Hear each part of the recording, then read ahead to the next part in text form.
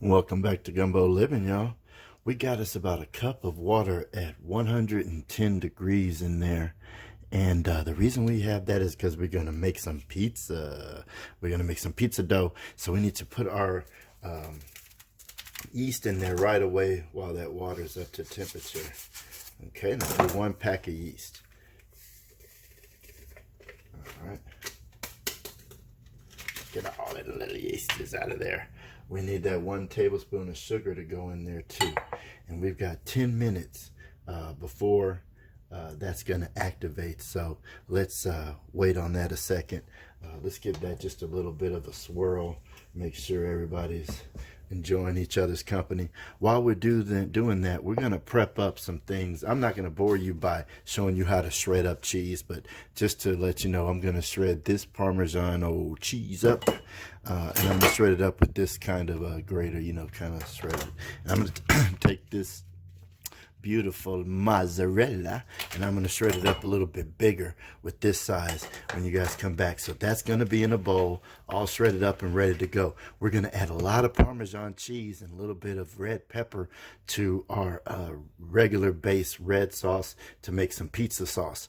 Red sauce is like the stock of Italian food. You start with the basic sauce. Don't over salt it so that you can take that sauce and then make other things with that sauce. That's the base of other good things. Okay.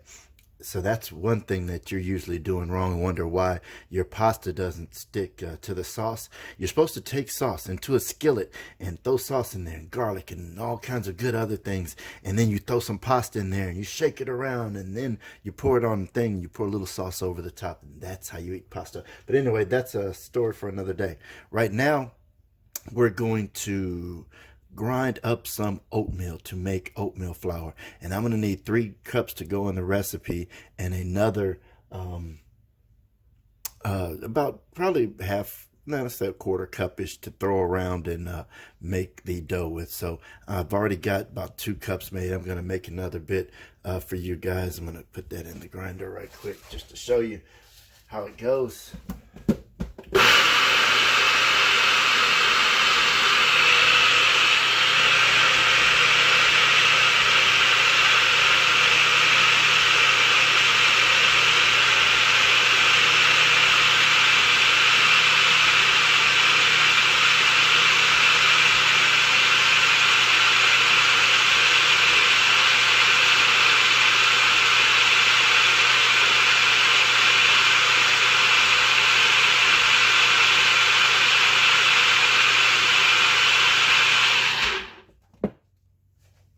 If you look at the sides, you'll see this thing climbing up as you're spinning. When you don't see any more oats, you're done. And we've made oatmeal flour. Isn't that crazy? With this blade right here on my NutriBullet. Guys, get your NutriBullet, especially if you love smoothies and health smoothies, blending up some spinach and stuff like that. It is great. Nothing's better. So let's make sure we have 3 cups of that over here to the side.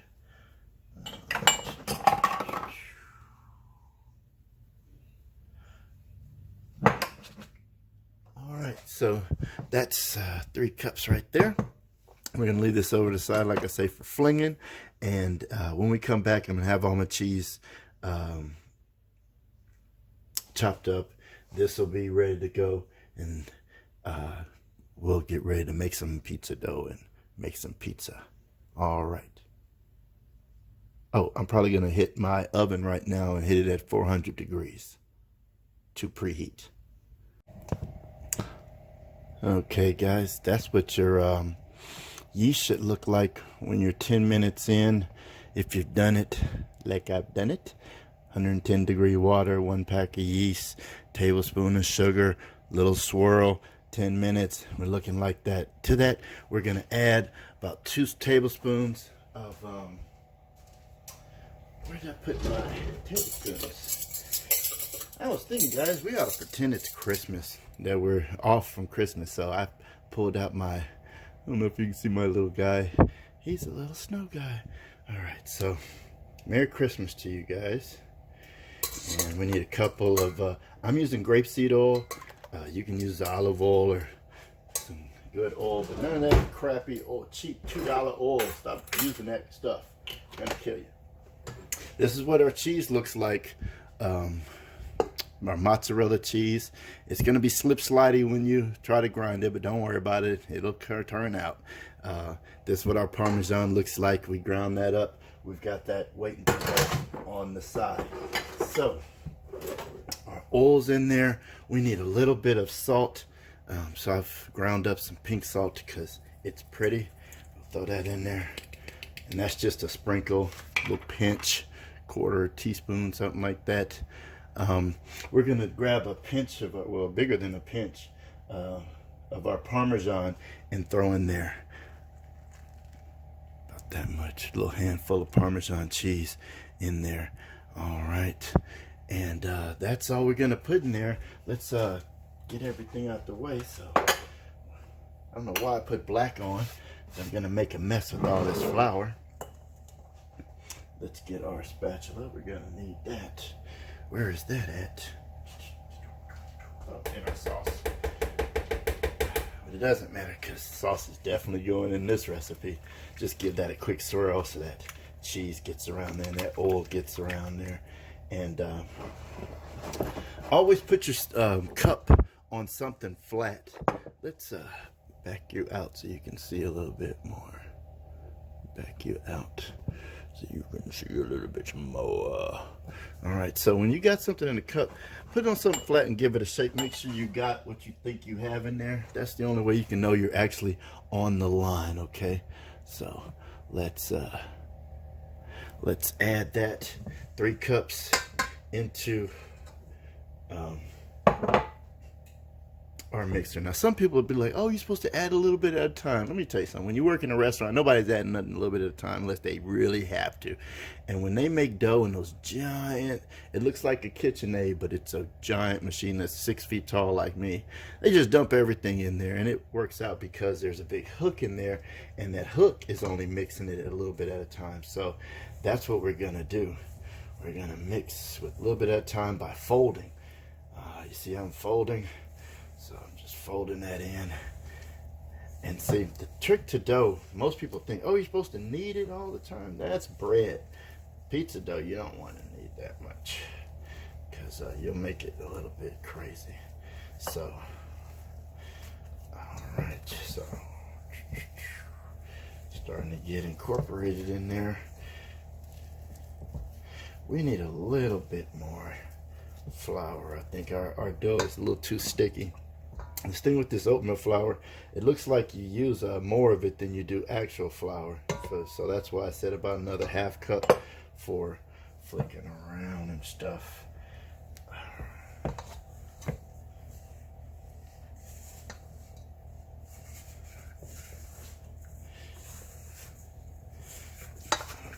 So that's what I'm trying to make me a little ball that I can go around with. And that's what I've got. Got me a little ball. Okay, once you get you a big giant ball like that in there, let's get our hands in there and make sure we've washed them good and kind of incorporate any little bits that you see around there. Now, I guarantee you, this is the first time I've ever made this. I have no idea if this is going to work out or not. Oatmeal might replace flour. It might not. I don't know, but we're experimenting, and that's what I love to do. And even if it doesn't work out, I'm going to have a pile of cheese, sauce, and pepperoni. So we'll see. Hopefully the crust will be okay. So let's give it a little bit of a knead. But we don't need to knead it too much. Womp, womp, womp. Yep, I got the dad jokes. I got some dad jokes. Okay, so we are gonna pat this out.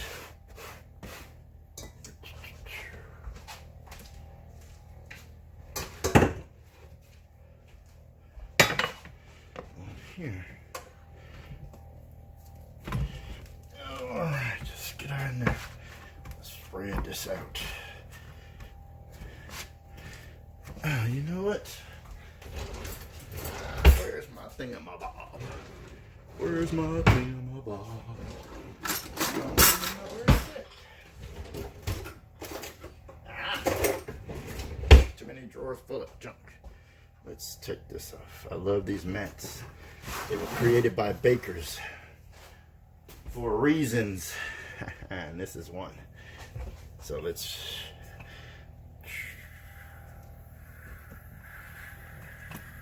get this nice and thin, because I have a feeling this isn't gonna rise as much as a wheat. I mean, as a as a wheat product like your flour. So let's make this a thin crust pizza and enjoy all that cheese, and just use this as something. It's like a disposable plate to hold our cheese and sauce. All right.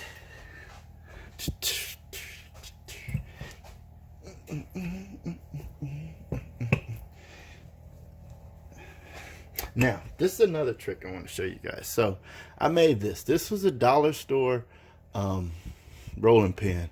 What's inside there? Listen. Can you hear it? There is about $1.50 worth of pennies in there, which makes this thing super heavy.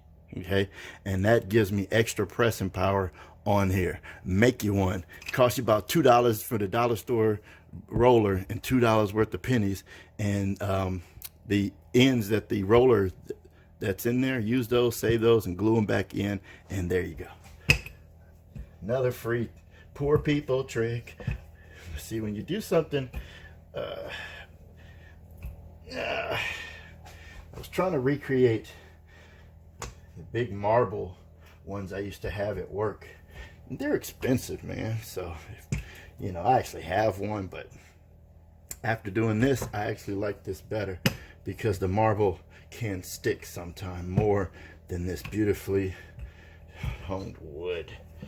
So, like I say, I'm trying to get this as thin as possible. I'm even gonna come off the sides.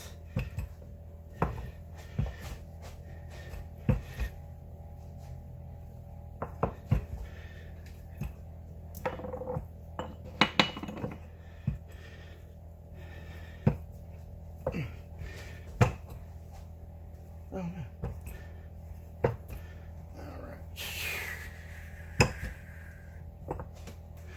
Okie dokie. Now we can just use the back of our knife and kind of cut that off and straighten that up.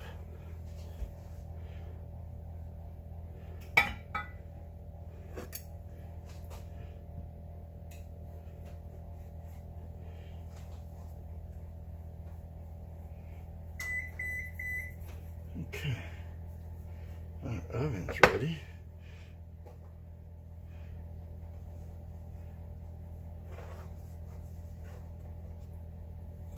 Like I say, guys, no idea if this is gonna work or not.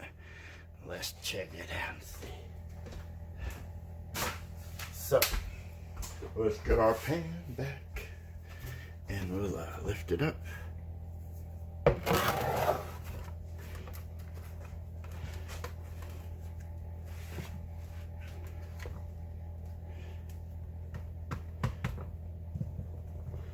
Okay.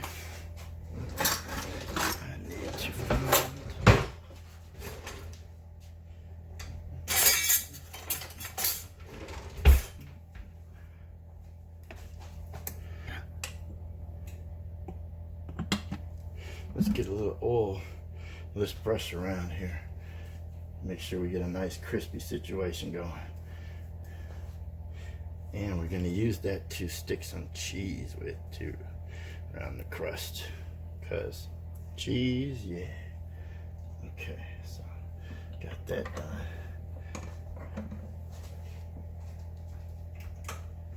Now, we need ourselves a little bowl so that we can get some of our base tomato sauce. I have a couple of cups of that out. Okay. Then we need to add to that, you see that? We're gonna add a lot of cheese, and I mean a fistful of cheese. like that much. Okay. So this, move this to the side right here. We're going to do that, and we're going to add a sprinkle of cayenne pepper. You can use red pepper flakes. You just want a little bit of spice in there, a little hidden kick. You don't even notice it, but it matters. A little kick of spice in your life. What does that lady say? A little acid, a little fat, a little spice to eat, whatever she says, but it's good stuff. Hey.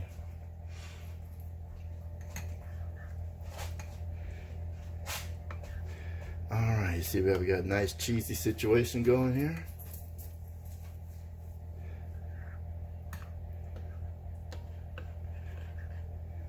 Let's pour that out.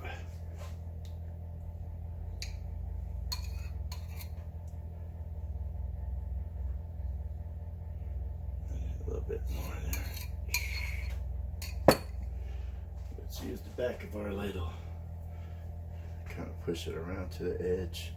We don't want to go all the way to the edge, but close, right around the place that we took that oil to. Let's go around there.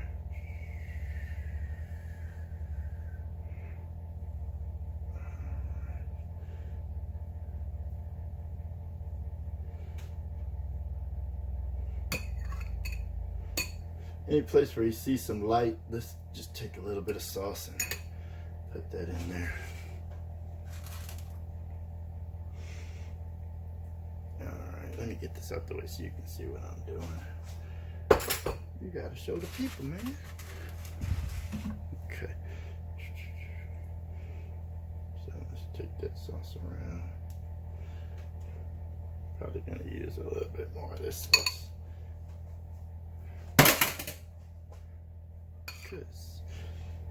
But don't put too much sauce. You don't want to have the thing falling apart. So that's good enough, though. All right, y'all. Believe it or not, we're gonna take some more cheese. We're gonna decorate around the crust.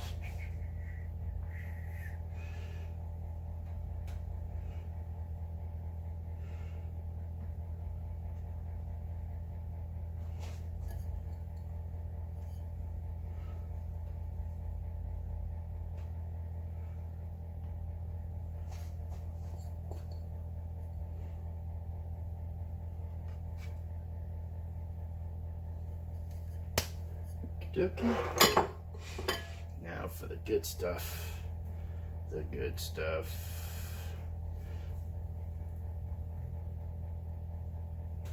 Ooh, that's a big piece. We can't let that go on there. We gotta eat that.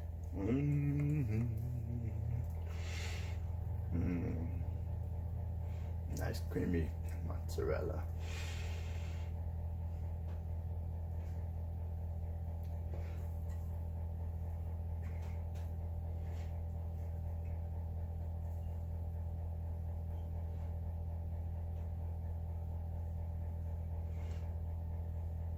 Okay.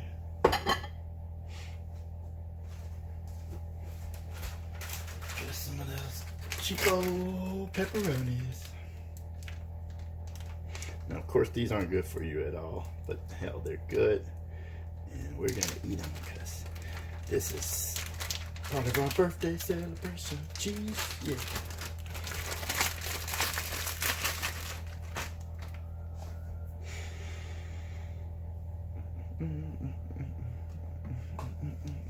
That's how they do it at the pizza place, too, like that. Just throw them anywhere. It's fine if you do that, but then, you know, take a second to place them out, you know, a little bit even or something, guys. Y'all ain't doing nothing else around there. But I know they don't pay you enough to give a damn. That's the problem with the whole situation. You wonder why people don't give a damn at the restaurants, because they ain't getting paid enough to. I guarantee you. I can never make them figure out that if you pay $8, $9, $10 for a cook, that's the kind of cook you're gonna get. A $9 cook. You pay $15, $20 for a cook, that's the kind of cook you're gonna get. $20 cook. Simple as that. Because while a $20 cook might be desperate to feed his baby, he'll take your $10 job for a second. He's a $20 cook, damn it. And he's gonna go find him a $20 job, and 2-3 weeks later he's gonna find one because somebody gonna get fired somewhere else, and then you're gonna lose your cook. And all you did was train him and pay him for nothing because he's gone now. But I could never make him understand that, and here I am training every other day. But anyway, that's more than enough. Pepperonis. Cold pepper on there. That's good.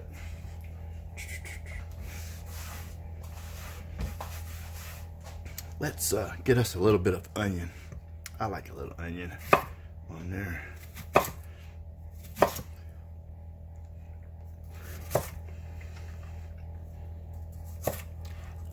Make some little crescents. Make sure. So just chop down here. Just chopping down on this onion, making some little crescent onions. Like I said, this is subjective, people. You top this with whatever you want to top yours with, and I will do the same. I'm gonna get this, and I'm gonna get a little. I think I got a little piece of bell pepper left, maybe. Let's see. I do. That's perfect.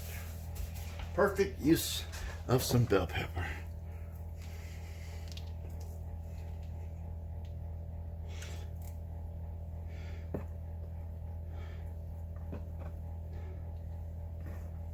Okay, okay.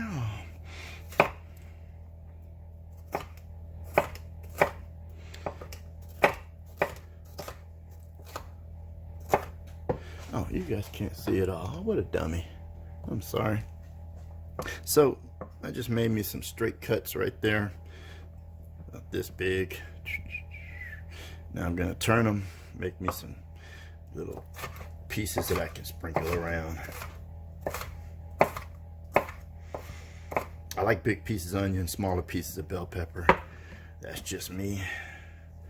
You might be the other way around, like big old pieces of pepper. Oh, you know what this could use? I wonder. I don't know. Let's see if we're lucky, guys. Are we lucky?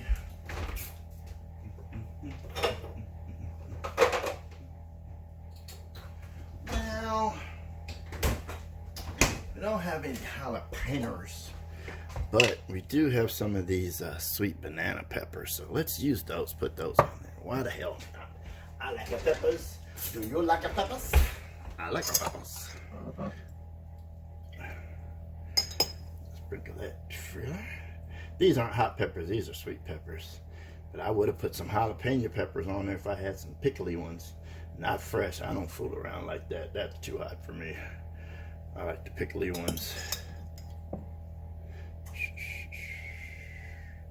You people with all your spice challenges eating one potato chip that kills you. I don't know what's wrong with you childrens. You're crazy. All right. Let's take a look at that pizza. Is that starting to look like something you might want to eat? Pizza. All right, people. This pizza is 100% no flour, no gluten. So let's see if it's any good in about 20-some minutes. Let's pop it in the oven, 400 degrees. Alright.